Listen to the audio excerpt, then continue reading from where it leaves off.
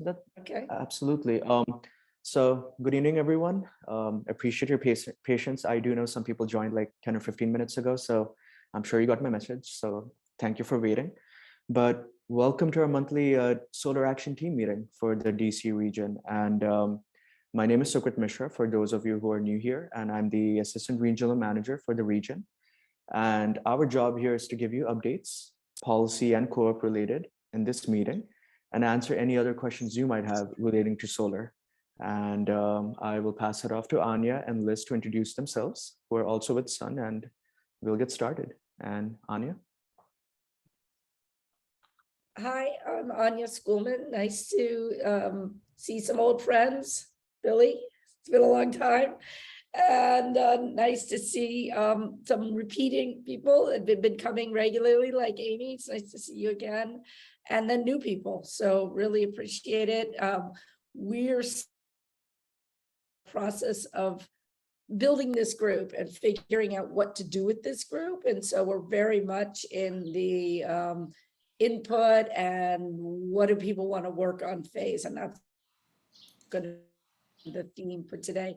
For those of you who don't know me, I'm the executive director of Solar United Neighbors. And Liz, why don't you introduce yourself? Sure. Hey, I'm Liz Veazey. I work on policy at Sun. I'm the Policy and Rural Energy Director and support work in our Mid-Atlantic region states. And yeah, I'm based in Nebraska, but in New York right now. Should I kick it off to somebody else? Yeah, I think we'll just have everybody that's here introduce themselves, and feel free, if you have an update about something solar or an issue that you want discussed or something that's on your mind today, you can mention it in the intro, or you could just say your name and where you are. And Liz, you could pick somebody. Each person pick somebody after them. Okay, sure. David, you're the first person on my screen. I'm not too sure how I got to be the first person. My name's David Smith.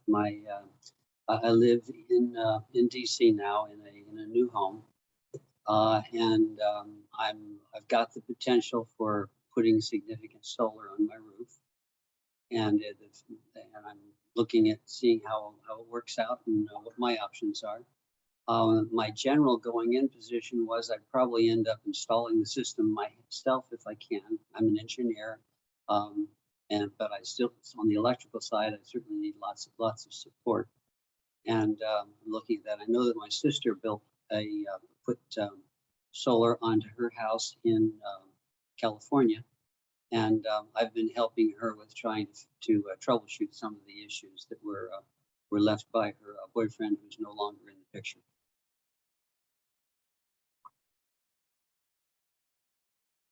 Thanks. Do you want to pick someone to follow you? How about Holly? I think you said Holly. I live in DC, although I'm not there right now, and I'm interested in getting solar on my roof as well. And I'm just in the beginning phases of it. And full disclosure, I'm on the staff of Solar United Neighbors. Recently joined them a couple months ago. So I'm excited to be here. I'll pass it to Amy. Hi, Amy Hubbard. I live on the southeast edge of Capitol Hill. We got solar panels through the Sun Co-op last fall, and also just trying to figure, I've been attending meetings, trying to figure out ways to plug in, and I did help Citizens Climate Lobby in DC with some stuff trying to raise climate change issues around the June primary. And, and I'm also looking for ways I can help with, solar stuff going on in DC. So, but I'm still just learning and listening. And I will, let's choose Billy.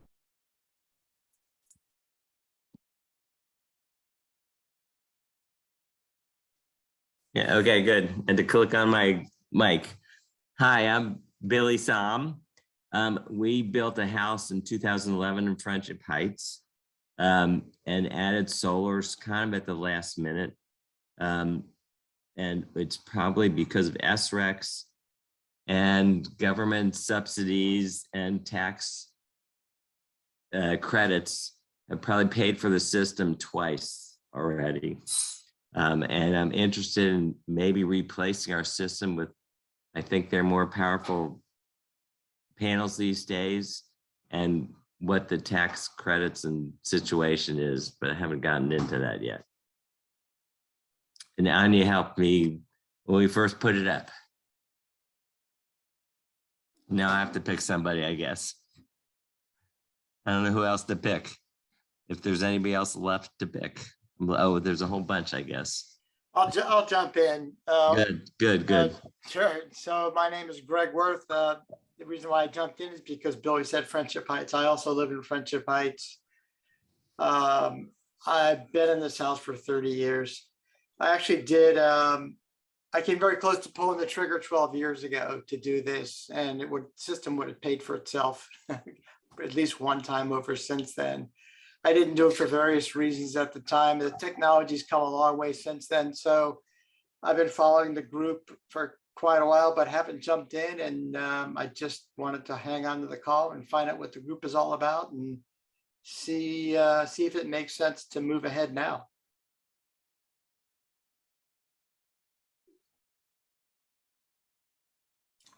Shall I go? I'm Nina Dodge, and I'm with DC Climate Action, a local homegrown civic group here, working on climate issues, as the name suggests. A lot of them on the regulatory front, also in legislation too. One of the things that we've been working on is our interconnection issues and ways that the grid might increase the ability to absorb larger and larger amounts of solar without disturbance. And that means a lot of pushback against utility and really cajoling of the regulators and getting some legislation to really force some of these issues. So turns out I'm also going to be my home is going all electric, and I'll be putting solar on in 2022. So I'll get, I'm lucky to be able to own my array, so I'm very excited about it. Over to, has Tom, have you spoken? Yeah, I'll go next. I'm Tom Hazer. I live in Southwest DC at the Wharf. A couple comments. One is that many of you may know that the Wharf is built by Hoffman and Associates, along with some other companies. And interestingly, Hoffman has never built, because I asked one of the guys who works for Hoffman, who lives in my building, Hoffman has never built a building with solar on it from the get-go. But that has just changed, or is changing this year, because there's a couple of buildings in phase 2 of the Wharf that will have solar natively when it first opens. So I thought that's kind of a win.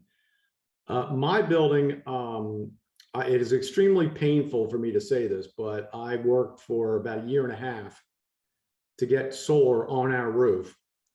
I am on our condo board. I got elected to the board in the middle of my year and a half work on getting solar in our building.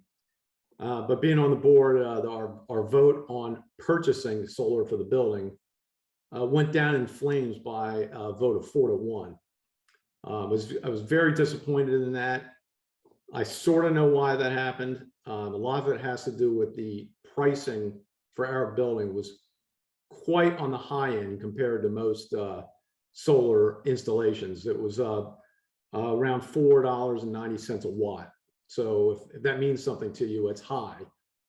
But the crazy part is that the incentives in DC are so good that it's still a good deal. And I was unable to convince our board to move forward. But who knows, maybe in the future that will change. I do have 2 questions I'd like to ask, but I think I would like to ask them when everyone has had a chance to introduce themselves, if you don't mind. So I'll just turn it over to Yuri. Hi, I'm Yuri Tabe. Nice to meet you. I'm in DC. I just moved here a few weeks ago. And actually, I'm curious to know more about your organization. Unfortunately, I cannot install some solar panel because I'm not the owner of my house. But yeah, I'm just here to know more about it, and why not to volunteer. Yeah, because I want to act at the local, I mean, at the community level and on these energy issues. So I guess that's a good start. And I'm gonna, I mean, I don't know who hasn't, Jose, maybe Joselito. Thank you. Okay, I'll go next. Name's Joselito Santo Tomas, but you guys can call me Jose. I live in the southeast area of DC, just off Southern Avenue. I've been in DC since 2016 when I moved up transferred over from, what was it, Birmingham, Alabama. I was in OSHA at the time, then I moved over to the government printing office down the Capitol. So the good news for me is that I just got approval for financing. So I'm ready to essentially hit the trigger and have the panels installed. They already went down, they already came down here last week and did the preliminary assessment on how many panels they can stick in here. And the only thing I need to ask is, because they gave me two options. One is that I pay it up front, everything, or the other one is what they call the value estimate, where the SRACs are more or less, you know, I surrender control of the SRACs to them up front. So I need an opinion from the hive mind, which is the better deal to go through.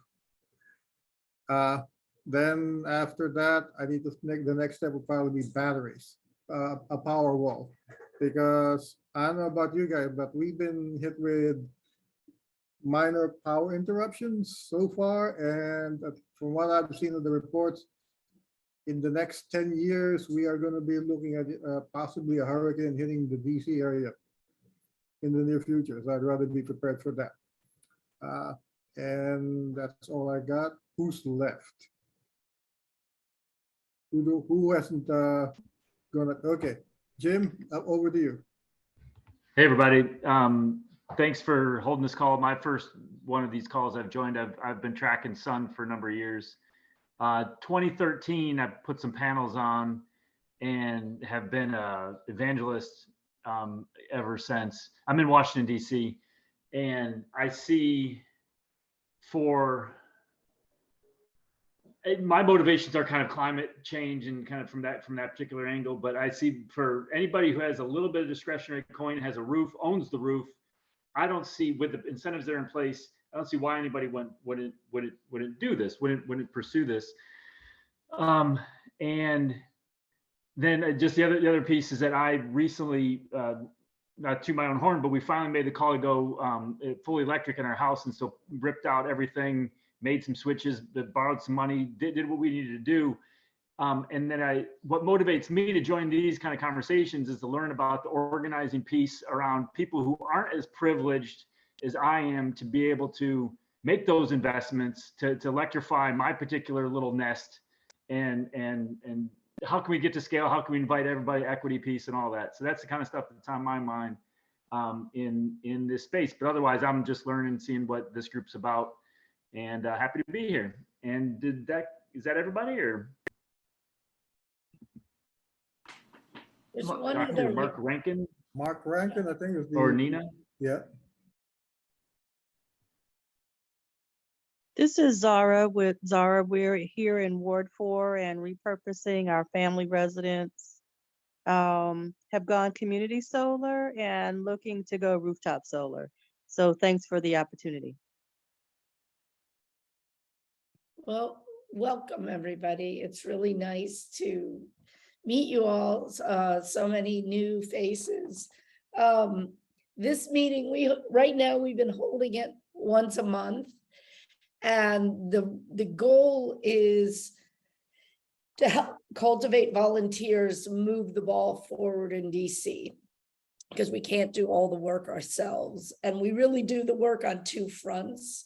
We're doing a lot of policy work, and then we're also doing a lot of recruiting people and helping people go solar. Sucrit, did you have something planned to the intro, or you want me to just launch in with some updates? You can go for it. You can go for the updates, and Okay. I can cover the other stuff later. No worries.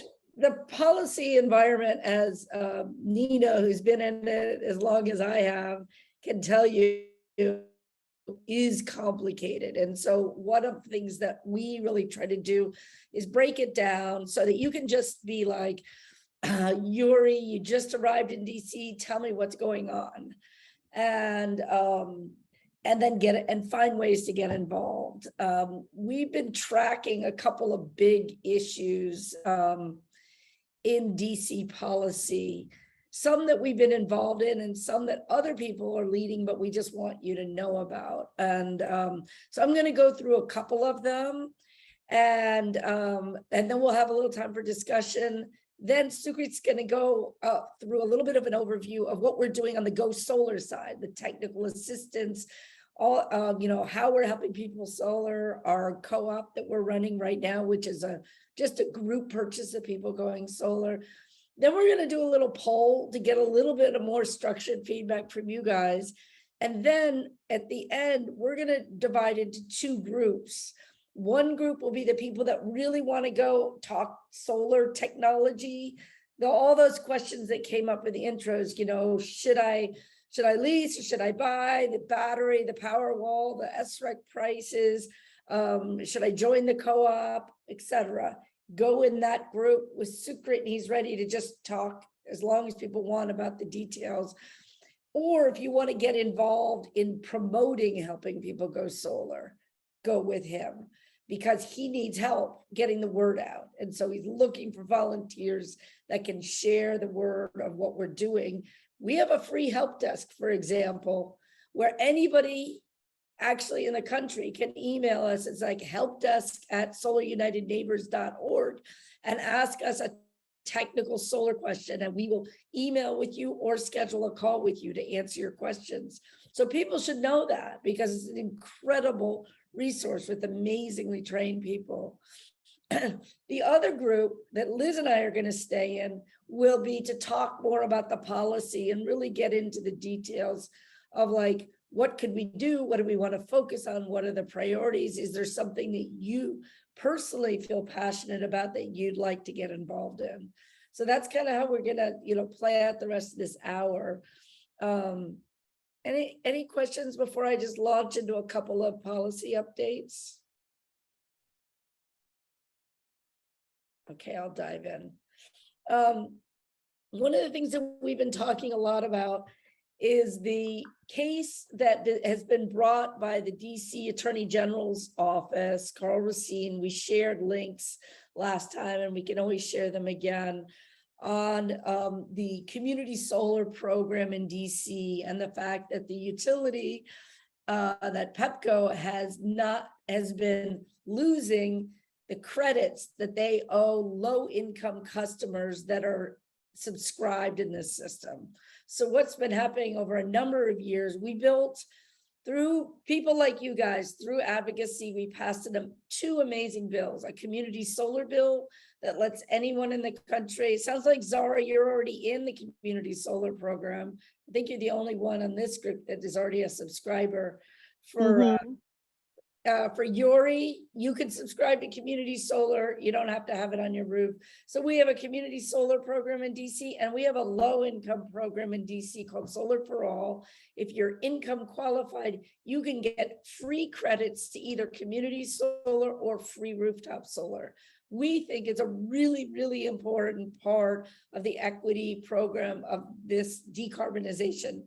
The goal is 100% decarbonization and 100% equity. So how do you make it fair for everybody? So what's been happening over the last couple of years is that somehow the utility is misplacing the credits they owe under the community solar program. And it got so bad that the Attorney General Racine filed a very, very detailed complaint. Oh, thanks for sharing that, Liz. Liz just shared in the comments in the chat a link to a letter that we wrote that summarizes this issue. If somebody wants to go deeper, you can cut and paste that link in your browser. So the complaint has been filed and so far nothing's happened. So the Public Service Commission is down one commissioner. There's supposed to be three. There are like three judges. There's only two. One of them was just reappointed. The mayor has had months and months. Lena can probably tell us how many months, like 6 months. It's been since November. When has it been? Since Willie left? You're on mute, Nina. I'll just keep it at many months. Many months. She's had months and months and months to make an appointment so that there will be the three judges at the Public Service Commission. So we've been running 2 campaigns, and the campaigns are focused on the mayor making a great appointment to the Public Service Commission, which is not something that she's historically done. She's historically hired people that she liked, that she had experience with, that were from the DC government, but not people that had experience regulating complex industries like the electric utility or the gas utility. So there's an empty commission seat, and then the Public Service Commission, 7 months. The Public Service Commission has taken no action on this major complaint. So one of the things we've been doing, we have an action alert live, I believe, on our website, asking the DC Council to weigh in and asking the DC Council members to send a letter to the Public Service Commission demanding action. And it's something that we can talk about in the breakout group, whether people might be interested in meeting with their council members, especially we've got a whole bunch of presumed elected new council members. I know the actual election isn't until fall, but we know who won the primaries now. They need to hear from us. They need to hear about these issues. So those are the 2 big updates. Unfortunately, the bottom line for those 2 big issues that we've been following is nothing's happened in the last month since we last talked. There's also 2 bills that Liz is going to update you on that I don't know if Sierra Club or who was the one. They've been asking us for the sign on, but I'm not sure if it's Climate Action Coalition put these 2 bills together.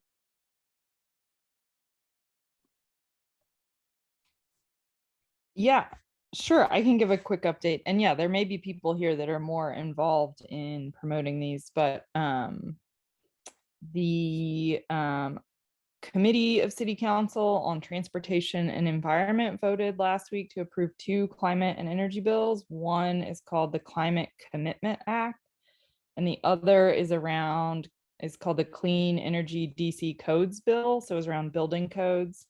So then the full council has on the agenda to vote next Tuesday on the bills. And then they haven't yet scheduled a second vote. So I think people are pushing for a second vote on those. So the Climate Commitment Act would require the district to reduce greenhouse gas emissions 60% below 2006 levels by 2030 and achieve carbon neutrality by 2045. And it would require the district government to eliminate emissions from its operations by 2040 and ending government purchases of fossil fuel vehicles and building heating equipment. And then the other one on the clean energy code. One second, Liz, just to be clear on that one for people that are new to this. DC already has 100% commitment for the power sector, so for electricity. So this new bill is like adding everything else, transportation, fuel, heating, and things like that. Sorry, Okay. I tried to cut you Thanks. off. And then the codes bill would require that by 2026, new and substantially renovated buildings are highly energy efficient and use renewable energy. I think it actually requires them to be net zero. So will probably lead to a lot more solar and energy efficiency and lower bills. I can put the names of them in the chat. Nina, did you want to are you involved in either of those bills or anything else you want to update on policy since you showed up at our meeting? Liz, Unmute. yeah, you captured really the nuggets for each one, and I think just FYI, they go from committee approval to the council at large for the next steps, and there's some amendments, that are likely to be proposed. One has just been proposed that had some mistakes in it, so I know that's being dealt with right now. But so there's a bit of hashing out of these things, but they have considerable support, and I think they'll at least one of them will look very much like what it is right now or what it was originally. That's all I'll say. Thanks. But they're very welcome. I mean, the more clarity we have on when you have a 2050 goal, which is now down to 2045, it's very hard for it to be actionable without interim steps and without very specific, what does this mean? What does the interim step mean? So we've got to, codifying the building codes, transport. So these are extremely important refinements to a very, very broadly stated, climate bill originally. So this is DC getting down and dirty, and we'll have to get downer and dirtier and keep on refining as we go along. So. Sukrit, do you want to give us an update on DC co-ops and what we're doing on the Go Solar side of what we do? Sure can. And I'll just keep this brief because I'll be going into so much detail around this in the other breakout room. But yeah, I focus on the co-op work that we do in the region. And for context, we usually run one co-op at a time, one solar co-op at a time in one specific region. We kind of changed it up last year where we did our first edition of what we call the Capital Area Co-op. And that was 3 co-ops that we launched simultaneously. One of them was in Arlington, one of them was in DC here, and the other one was in Montgomery County in Maryland. It did really well. We had around 250 signed contracts in that co-op, and we relaunched a second edition of that co-op this year. And the DC component of that co-op was launched in April this year. We have 65 people signed up for that co-op so far, and that committee or those members selected Solar Solution to serve that co-op. And in terms of numbers, 65 people signed up, 35 people have a proposal on their hands, and I'm working with them in terms of explaining that proposal and answering any questions and hopefully getting them to go solar. And so far, 10 people have signed their contracts. And that group is still growing. So we will be growing it through the end of August this year. We're planning on running more info sessions, which go over the basics of solar around those co-ops. And yeah, that's what the other breakout room will be focusing on. So if you have questions about residential solar, how the co-ops work, what Solar Solution is providing, how you can volunteer or assist me in terms of spreading our work, you're welcome to join that room. Sukrit, explain what a co-op is for people that have never heard of it, because lots of people think it means, they're all connected or something. Right, good question, and I should have explained that, but a co-op is what we make it work on what we call a bulk purchase model. So compared to going solar on your own, where an installer typically, where they have around 60% or more of their costs are what we call soft costs. That has to do with customer acquisition, permitting, and all that other good stuff. By running a co-op, we're actually aggregating people together in these co-ops or these groups. And the larger that group is, the more economically viable it is or more competitive it is in terms of pricing. We're essentially aggregating or grouping everyone together, eliminating some of those soft costs for the installer. And that allows them to offer an exclusive co-op rate or a rate to these co-op members that is below the market rate. And that's what keeps our model growing and ticking, not just in the 12 states we're working in, but we're planning to grow it across the United States. And I hope that covers it.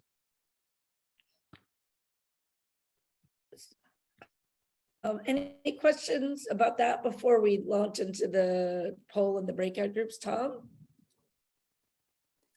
Yes, I appreciated that remarks about the co-op. Sucrit, could you say maybe a couple sentences about the distinction between a solar co-op and community solar? Sure. So solar co-op is where one of the first few steps is where you apply to the co-op and we just check your roof just to see if it's a good fit for residential solar. And that's where we kind of break it down. So if you're a good fit, we approve you, invite you to the co-op, connect you to the installer, and they customize the system for you and all that other stuff. In the event that you might not be such a good fit, or it might, you might be priced out, or it doesn't work for you, community solar is a good alternative. You're still retaining or gaining all those benefits of free electricity that your system is producing. It's just that it's being owned by a third party, and you might not have the ownership to the SRECs or solar renewable energy credits that it's producing, or any of the ITCs when you file for your tax credits. There are more distinctions, but I will go into finer detail in the other room. So you're welcome to join that. I would say at the simplest level, the co-op is a group of homeowners putting solar on their own roof. And they're not connected to anybody else. It's just, between you and the installer, it's just that we organize it and support the process.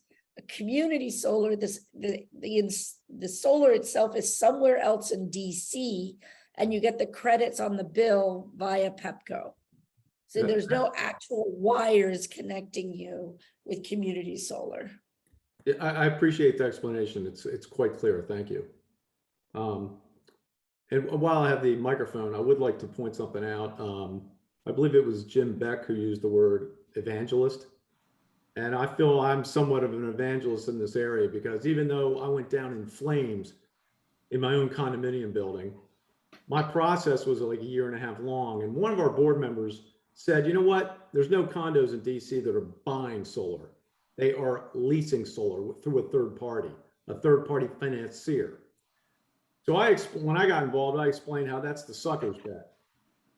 Because if you have the money, if you can afford to buy solar and own the system, it is the way to go. And so just to tap myself on the shoulder a little bit, like that, there are actually 2 condominiums in DC who were directed to me by a consultant. You may be familiar with Honeydew Energy Advisors. Honeydew referred 2 condos to me for me to explain my perspective from a condominium perspective. And then when I explained to them 2 critical things, those 2 condos, as we speak, have both voted unanimously to buy solar for their building. And those 2 things are, and I'm just saying this for anyone who lives in a condo, first and foremost, the federal investment tax credit that is associated, it can be flowed down from the association to the individual owners. There seemed to be an urban legend out there was that, oh, I'm in on a condo, so I can't get the tax credit. That's not true. And secondly, I also pointed out that through our CPA, we learned that the SREC income is non-taxable. And so when you add these factors together, it makes it very attractive. For the 2 condos I mentioned, one is called Lynbrook Condos in Northwest, and I think it's okay for me to give out these names. The other is called Fillmore Plaza, also in Northwest. They got some really good pricing, and I know the details. And those guys, because they're paying for their own system, they are going to kill it. I mean, kill it over the next 20 years. So I had some small role in that, so I feel kind of proud of that. And I would encourage anyone who's looking at solar to look really hard at owning the system if you can, versus being talked into a third-party financing model. Maybe we could put Tom down as our condo consultant. Absolutely. I've done it before too, and it's hard work. So Nina, your hand up, and then we're gonna go to our poll, I think. Thank you. I'm just wondering if anybody can initiate community solar, and in particular on government buildings, like on one's local school building or community center building. can can What's the residents of question? can ANC, can members of a neighborhood request that solar be put on, that the DC government, for instance, put solar on their school and portion out those portion memberships? It's less onerous to do it with a privately owned building. Where there's all kinds of amazing examples in DC where, I think the one maybe everybody's seen the video of is Nixon Peabody's law firm, and they put it on their own downtown, like K Street building. And then the subscriptions go to the Solar for All Low Income Solar Program. People have done it a lot of people have done it on their churches in DC. But yeah, there's nothing to stop anybody from finding a site and doing community solar. We have the only completely unrestricted community solar program in the country. There's many states that have it, but every other state, there's an interconnection queue and you have to get permission from the utility to install. We have an unlimited ability to install in DC. It's very different. Thank you. Sukrit, you want to tell us about this poll and then tell us how to do it? Sure can. So that's the next step. So there are two rooms. This is, you have the option of tuning into the policy updates and any other thing that's related to that. And you can stick to that, or you can join me in the other room, which is around the co-ops. And to find out whoever is interested in what, I'm going to launch a poll. It's multiple choice.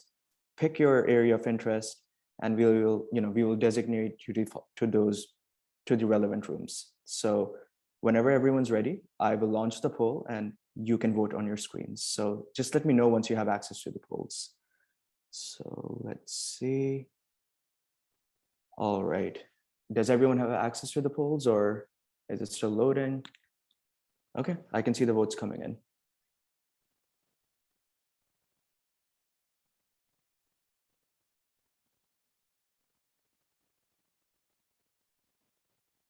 Okay, we have 5 people who are interested in the co-ops. Oh, 6, okay. 6 people interested in the co-ops and 7 in the policy. Gotcha, okay. Just give me 1 second. I'm just trying to see who answered what. Let's see. At the end, are we going to come back together? Or We are. just We do are. our groups? Okay. Yeah, once the groups are over, I'll just bring them back to this main room and we should be fine. For some reason, I think this poll is anonymous, so I can't see who selected what. So whoever selected the co-op option, can you just enter your name in the chat and just say, I'm interested in the co-op? And I will. If you just create the rooms, people can just select the rooms. That's how it worked for me before. Okay, let me try and do that. Let's see what happens. And okay. It'll come up on the screen and you just stay in this. Don't do anything if you want to talk about policy, and click co-op if you want to go talk about anything solar wonky tech, anything community solar, SREX, solar co-op. You go with Sukrit. Gotcha. Tom, you have a question? Mute. Oh, you're muted, Tom. You're on mute. You're on mute. So I think it might be of interest to everyone if someone knows the answer. And I'm thinking maybe Sukrit knows the answer to this. In the last 3 months, the SREC prices in DC have fallen very noticeably from $407 down to the $330 range. Do we know why that is? And do we think that that's a temporary situation or what exactly? Because the SACP is still at 500. So Yeah, I know why. It's a complicated story. I was actually just meeting with a solar company this morning and talking about it. We created the SREC market in DC, in case anybody's wondering where it came from. It was Solar United Neighbors working with the industry. And the way it's created is there's a certain amount of distributed solar required in the market every year. And it goes up every year. And then the fine, the alternative compliance fine, sets the limit. And it's typically we've been very far from the amount, but when we were laying it out, there was less incremental increase in this year and next year than in the years before and after, which means that supply is closer to demand this year and next year, which has caused the price to drop. That's the simple answer, because we had to lay it out unevenly because we had to put a big jump in the beginning to get the market going and to cover grandfathered systems. So it was kind of expected. And if it doesn't recover, the council's committed to doing another bill to shore up the SREC prices. Just to clarify your explanation, so are you saying that when the supply is high, but the demand is low, the XREX is higher? When the supply of solar is high, and the amount that's legislatively required for the utility to buy isn't as high, then the price goes down. Does that make sense? The price goes down, but SREC goes which way? Goes The down? SREC price goes down. The amount you can sell your SRECs for goes down. Okay. So right now it's like 300. It's been as high as 450. People expect it to go into the 200s later this year and then go back up. That's the hope. Yeah. Interesting. Thanks. Yeah, Okay, it's actually a dynamic market. Sorry to interrupt, but I don't think we have that option in terms of automatically selecting the room. It's not letting me do that. I can only assign people to whichever room. So whoever wants a co-op room, can you just drop your name in the chat and I'll assign you there. Wait, do other people have if I click on breakout rooms, I can join either one. Yeah, likewise. I was able to go to a breakout Okay. room, but there was nobody there. Yeah. Okay, you guys can, okay, whoever, if you have Click access at to the it, you can, bottom. Yeah. yeah, you can, So if you want to go to the co-op room, click breakout room on the bottom of your screen and then click co-op discussion and join, and the rest of you stay behind. Okay. Suka, you have to go though. I do. Why is Nina in room one? I'll bring Nina back over here. So. No, she wants to talk. She's going solar. She wants to talk about going solar. Okay, so I'll bring her. You to joined my the room. wrong room though. Yeah, she joined the wrong room. So give me 1 second. I'll Right. bring But her to my Anya and I room. are staying here to talk about policy. This is the policy room. Gotcha. I'm just trying Okay. to join this room as well. So. Nina, you wanted to talk about policy or solar co-op? Oh, you're muted. I'm on policy. Oh, okay, great. I'm one of 7, I think. 1, 2, 3, 4, 5, 6, 7. Yeah. Great. You want to go? I don't know I don't know how to join it. It's not Can giving you me just that option. click you can't click the breakout room and just go yourself? It was lagging. I can now. Going now. Oh. Thank you. There we go. Okay. So table's yours. Anybody have any questions or things that, we told you what we know that's going on. So what do people want to talk about? Do they have questions or comments or ideas? Or do we Well, want to deeper? Yeah. I'll start. I'm afraid I couldn't really concentrate on what you're talking about in policy because I had a text I had to deal with at that moment. But I've been sort of following generally what you've been saying at these meetings. And so I guess what I wanted to find out is I know there's this big issue about Bowser not having appointed this third PSC member. And what I'm wondering is there a way that we can mobilize pressure on her to do that beyond what you all have been doing? It's a great question, Amy. We have been in previous cycles when this has come up, we've tried lots of different things. We had someone on the, on the inside, we put forward candidates. We've tried letter writing campaigns. So I think we don't know the answer to that. Okay. And that doesn't mean we shouldn't try. We don't have a plan in place. It could be as simple as getting a very diverse group of citizens together and asking for a meeting with the mayor and just saying, why isn't this important to you? She's through the election now. I don't think she needs to meet with experts. She needs to hear from regular people that, we need a better system.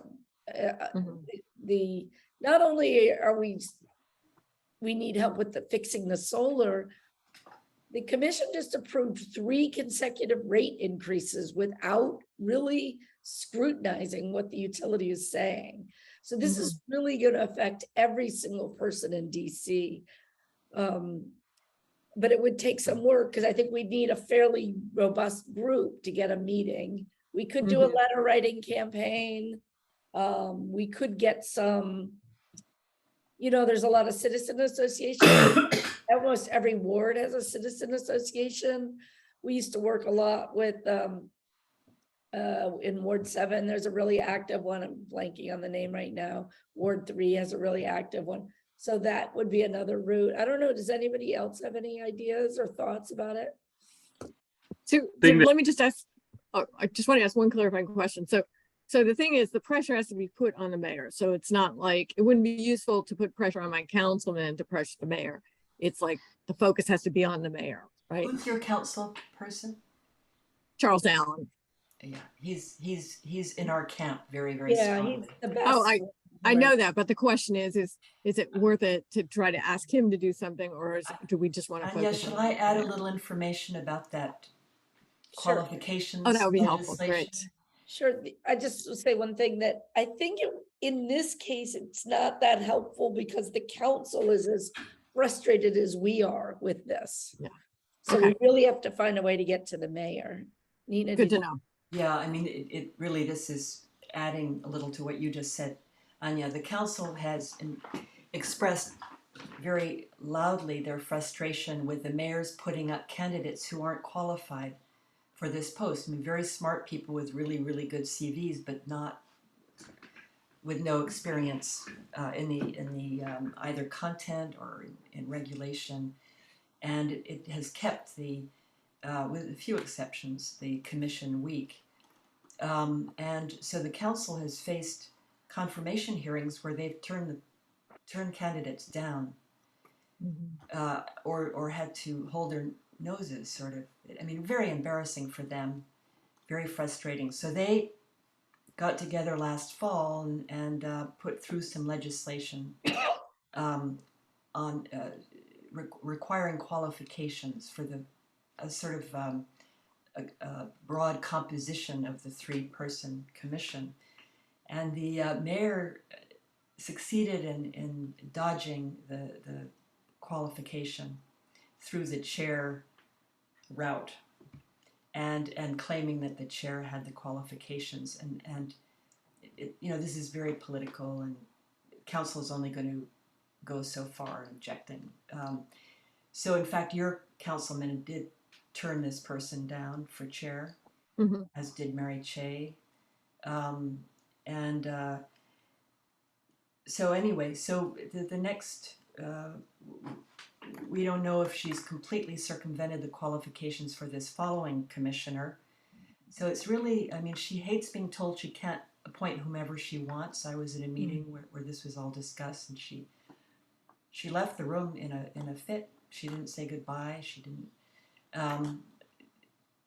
So anyway, here we are. So I agree with you completely, Anya. The pressure is really, I mean, I think it's good to keep the pressure on various commissioners who maybe aren't so knowledgeable about this and what the impact of a body that really doesn't want to regulate. It's a problem all over the country, by the way. But, and then, Anya, I think your idea of a highly diverse, large group asking for a meeting with the mayor would be an interesting one. The kind of group where she couldn't really refuse to meet. Yeah, it would take some real work though. Yeah, I agree completely. Yeah. On that note, that's what I was going to share, if you don't mind. I'm connected to this other organization called Washington Interfaith Network. You're familiar with them? So they did, I think, some good work with Sierra Club recently on gas, and there was a little bit of a PR thing, a study, and some organizing. And so, anyway, I did bring them to the attention that, and we also did a public hearing, witnesses at public hearing associated with PSC from the natural gas angle, from methane gas angle. And so perhaps there's coalition connection there to kind of post-election now to say, hey, both of us, the Washington Interfaith Network, Sierra Club, Sun, say, PSC, we got to do something here, Mayor. Anyhow, just a brainstorm.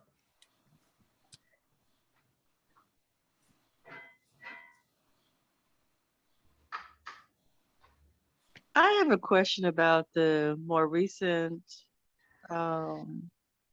ciphering and the Attorney General's position. How is it that a community solar subscriber, we've seen the emails that PSC sends, and periodically there might be some type of admonishment and a statement or so from a utility company, and in this case, Pepco. But as a community solar subscriber, and this being year 2 for us, how would we be monitoring our monthly benefits in a way that we can say we're as responsible as Pepco for dispersing or calculating the benefit? Really good question. I mean, I think the first thing is making sure that you see on your bill every month that community solar credit. It should be on every single bill. And then you should be able to look back over a year and add it up and see how much you got and see if that's what you subscribe for. I don't know if where you subscribe, whether it's through one of the district's programs or through a It private is. company. Yeah. So you should be able to see on every bill. And if you didn't, then you are probably one of the people that didn't, that Pepco's losing the credits for. There shouldn't be any variation. It should be every single month. It might not be the same amount because it's actually based on a percentage of the generation. So it should be bigger in June and July in the long summer months and May, and it should be smaller in December and January in the short winter months. But there should be a credit every single month for you. And if it isn't, I'd like you to contact us and we can help you file a complaint at the Public Service Commission. We're actually very much looking for people who are in the program. We know that 6,600 people have been cheated, basically, but we don't have the names of them and we have no way, and we want to help them, you know, help advocate for them. And we actually have a lawyer to help us. So if you find that your credits are missing, you should just contact us and we can help you.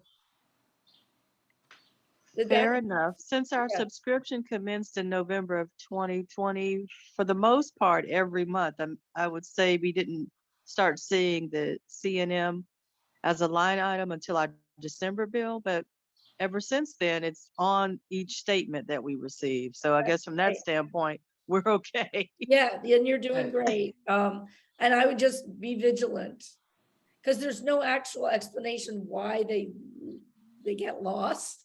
So, you know, definitely check every month when you get your bill. Thanks. Yeah, I'm glad to hear that it's been working out for you.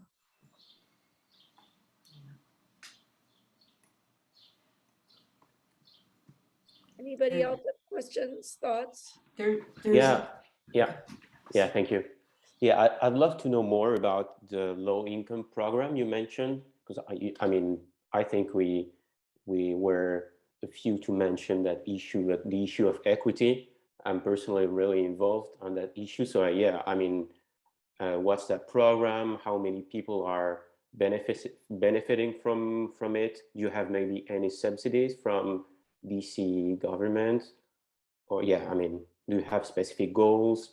How can we help with that program as well? So it's really interesting that the challenge with the program is implementation. The policy's amazing. So what we did is we passed community solar so that anybody could get the benefit of solar in DC. So because you could be a subscriber to solar that was somewhere else in the city, you didn't need to own your apartment, you could be a renter, you could be in a multifamily building. So that was the first step.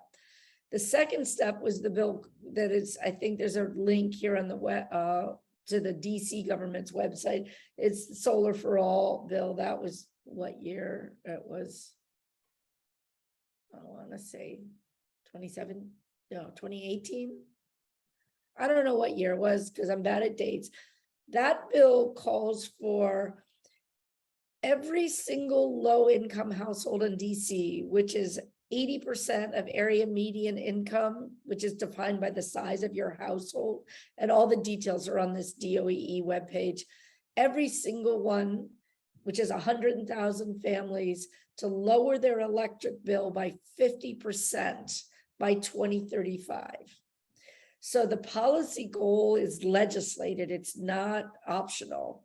And the way it's paid for is the fines that the utility pays for not meeting their alternative compliance payments. So they're supposed to put a certain amount of DC renewables on the grid. Anytime they miss that number, there's a fine that they pay to the DC government. And that fine ends up being, in most of the last 3 or 4 years, has been about $20 million a year. And so then the DC government has the $20 to $30 million a year to spend to fund this Solar for All program. So it's kind of a self-funding ecosystem. And the money goes out through, some of it through the DC Department of Environment, DOEE, and some of it goes out through the DC Sustainable Energy Utility, the DCSEU, that runs the single family part, or they did. And we've had multiple conversations on this group about trying to track down, it's very opaque. So tracking down exactly how much was spent, where and how, and to what effect is somewhat elusive because it's all in these layers of, you know, this contract and a subcontract and a subcontract. So it's one of the things that this group has been talking about. Okay, so your role would be more indirect one. I mean, the DC government would be in charge of implementing it, Yeah, subsidizing. we were actually contractors on the program for 2 years. Okay. So when it first launched in 2017, I think, for a year and a half, we ran the single family program.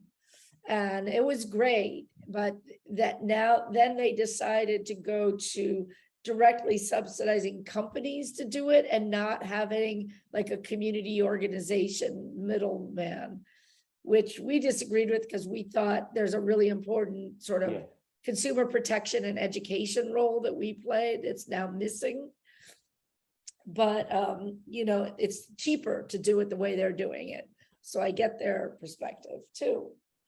And that was for the single family. And then the low income, it's more of a, developers can apply. It's a little bit more managed. There's a lot more oversight because it's not, there has to be a middleman in the government.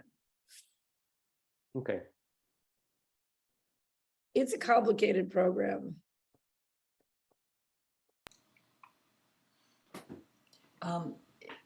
If I'm on the advisory board of the Sustainable Energy Utility, and Anya, you just mentioned that there's some opaqueness, or whatever, in how some of these programs are managed. And if there's an issue that you think, you know, maybe the narrower the better to start, and then maybe it could be, you know, added to. If there's something you'd like, are they running the single family solar program now, or did that go back to DOEE?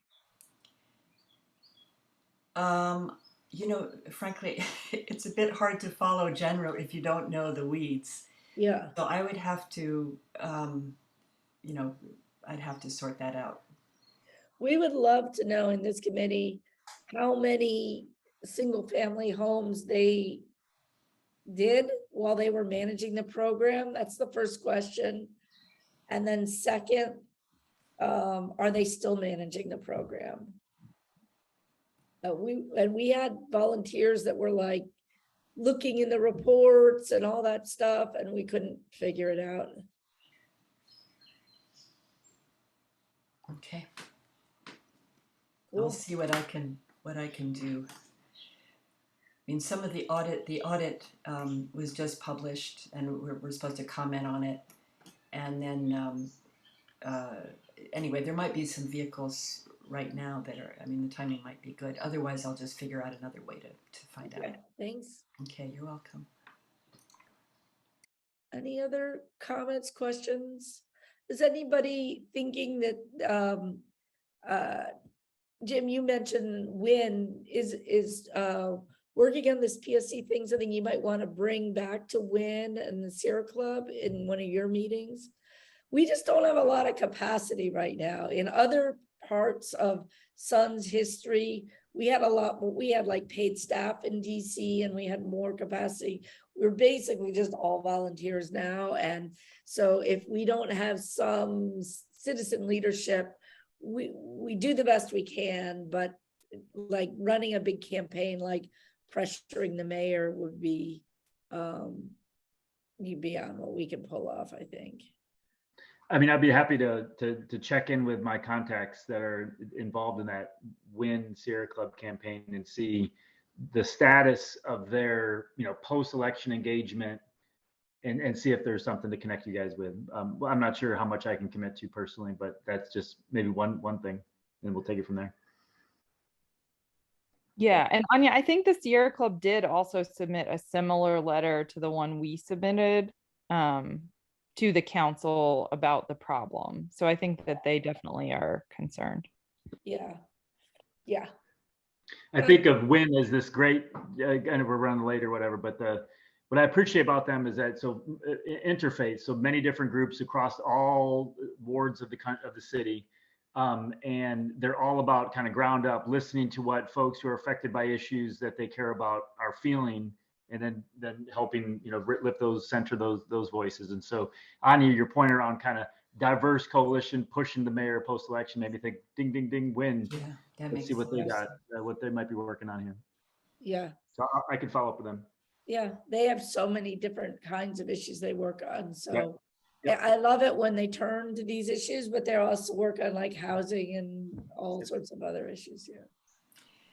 Yeah, I mean, one thing that I think that sounds like a potentially really important way to go about it, and especially since Solar for All has a constituency in the poorest wards. One of the wards, I think Ward 7, they have bragging rights for having more installed solar, according to the DC SCU, a Sustainable Energy Utility, than Ward 3, which is the wealthiest ward, or one of the wealthiest wards. And a lot of those are on church. I mean, there's a lot of installs on churches in Ward 7 and 8.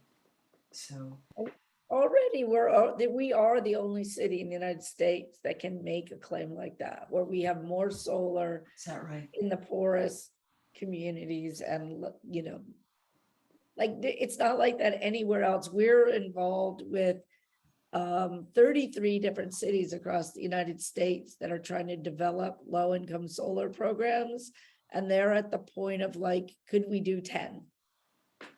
Just beginning the conversation. And everybody's like, how did you do it in DC? It's so amazing. And then we're always just so frustrated because it's so hard to get it done in DC because the way the government is. So I think we're going to close now, but please keep in touch. I thought Sucre was going to bring everybody back, but I think he's just drowning in SREC questions and, interconnection questions and all kinds of stuff. So I think I'm going to sign off unless anybody else has anything they want to add or say or ask questions.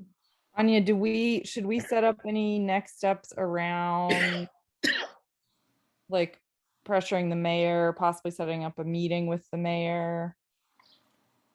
Maybe with WIN, maybe a preliminary meeting with WIN, Washington Interfaith Network. Yeah. To try to hand over the organization to them. With them, I was emailing with Amy, I think her name is there, yesterday. So maybe we could all ask around if anybody's planning anything, because we all want to join forces if we're going to do it. So, I mean, some of us who've, along with you, Anya, have been involved in this commission, trying to build a strong commission. Some of us have gotten to the point where we think that anybody we would suggest would automatically be turned down by the mayor. I mean, it's really, it's not a good situation. And so if she associates this issue with, you know, largely white people from maybe the Or wealthier three. areas, that we could blow that apart with something that comes from a whole different side. So, and I think all of us would join in the effort, but if it's led in this different way, I think that could be really, I mean, it's worth trying in my view, but I know these things take a lot. yeah. I just want to say I don't have connections to a particular organization or anything, but if somebody does connect up with an organization, I'd be happy to help with that effort. Okay, thanks, Amy. That's really helpful. I think we'll ask around a little bit and see if there's an opening. Maybe now that she's won the primary, she'll make an appointment. I don't know. Word has it she really would like to appoint a woman, which is her MO. I mean, she's done some really good female appointments elsewhere. And she's also turned down some really good potential appointments in this field. We don't completely understand why some of them haven't gotten due consideration. But anyway, but she tends to do her sort of kitchen cabinet appointments for this. Yeah.